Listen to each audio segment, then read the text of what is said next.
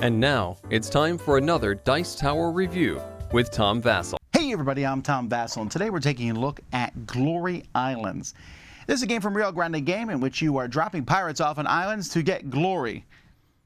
It's not really pirates, sailors, I mean they are called pirates, but this is not really a pirate game. This is a game in which you have hand management of cards. Let's take a look, and we'll be right back. Players are going to place their ship here, and they're going to be kind of racing around this track here. Each player is going to have a hand of cards that are numbered 1, 2, 3, 3, 4, and 5. You have two different threes.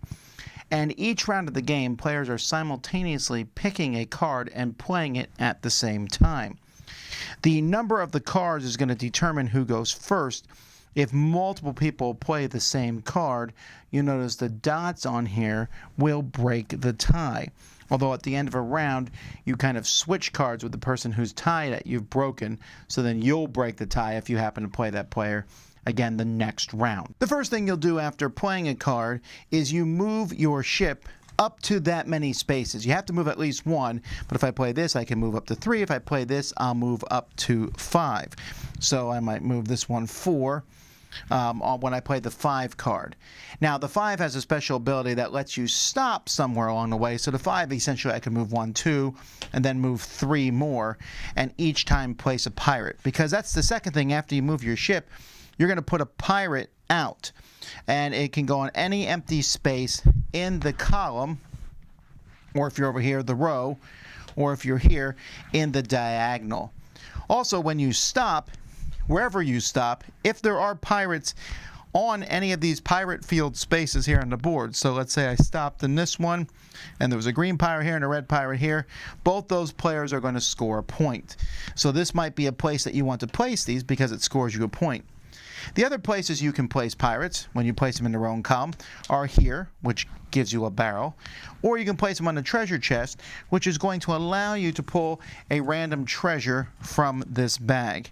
And you can see there's lots of different treasures in here that will show various goods. When the final pirate is placed in one of these shapes, see this is a purple square here, and you can see there's a yellow 1 by 3, and here's a diagonal, and each player has a player board that shows all these different shapes. Then that shape is going to be scored, and whoever has the most pirates there is going to score the bigger number, and whoever has the second most will score the smaller number. Ties, you add them together, divide by 2.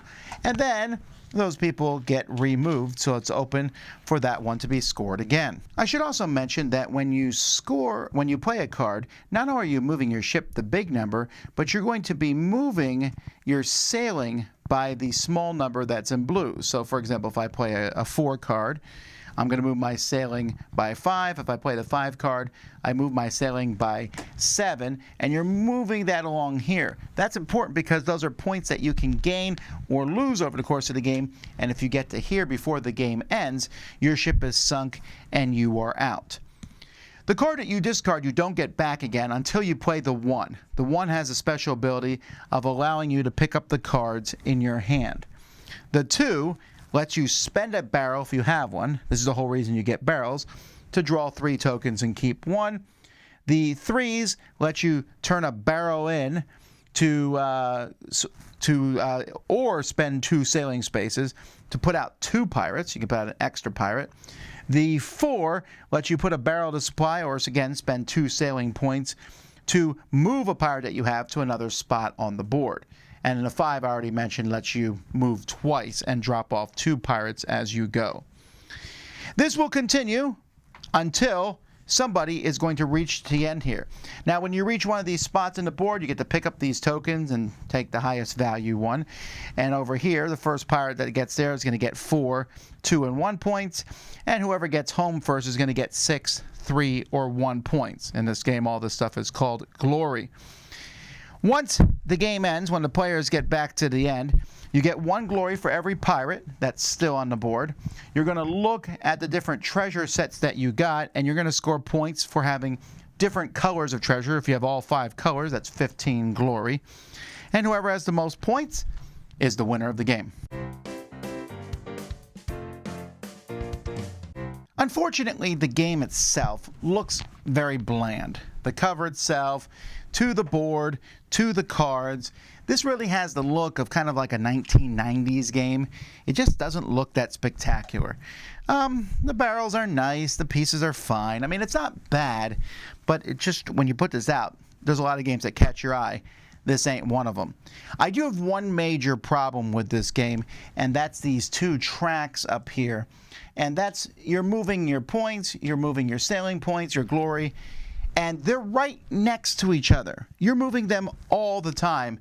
It's really easy to move the wrong one. I have no idea why they put them next to each other. I would have put them somewhere else, or maybe you just spend them or something. I just found that to be a problem. Everyone I played with has moved the wrong one at some point in time. Each player has their own board, which shows you the different shapes and the things you got. There is two sides to the board, so if you get tired of playing with the same old boring side, I guess you can play with this side, which has the spaces are different. It's really not that big of a difference.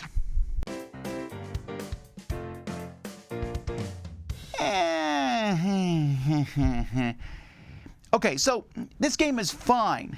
There's a couple of problems I have with the game. I mentioned a couple component problems, but the sailing point track.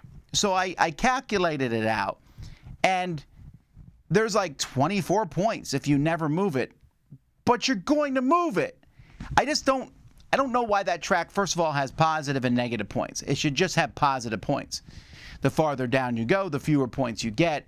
That negative thing is just kind of, it produces this reaction in people that they don't like. And the fact that you could lose is interesting, but overall, it's just, I feel like that whole mechanism in the game doesn't provide any real tension.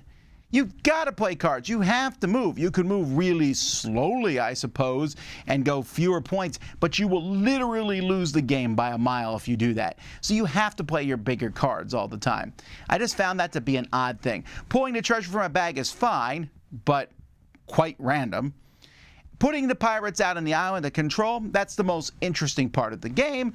You're going to put pirates out. You pick the location. Maybe you want to get barrels because barrels will allow you to do various, make your action cards better. Or you might want treasures to get those random points at the end of the game. Or you might want to control different spots on the island.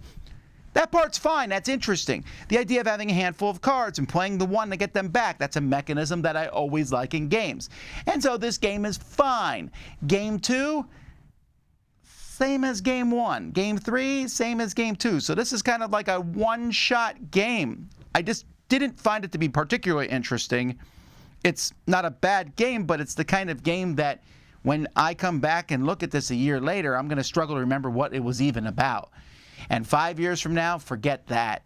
This feels like a generic game. Just super generic. That's not necessarily bad to play. And had I played this 20 years ago when I first started doing reviews, I think I might have been more interested in, but I still don't think it would have lasted that much longer. It kind of has some interesting concepts, not too many. I mean, the area control, moving the ship and stuff. There's nothing really new here, which is not necessarily a bad thing, but the one thing that is new, which is those sailing points, is the most mundane, unfun part of the game. Now, this is sounding like I don't like the game. I want to be clear that I didn't hate it. It was fine. The problem is I just don't really want to play games that are just fine anymore. I want to play games that are fun, and actually I'm anxious to get them to the table again. That's not really the case with this one. This might appeal to a few people, but I really can't see this one really being a big hit with pretty much anybody, especially when there's thousands and thousands of other games out there. This is one that's just going to get lost in the noise. So there you go. That's Glory Islands. I'm Tom Vasel. We'll see you next time. Dice Tower Judgment. It's fun to play once.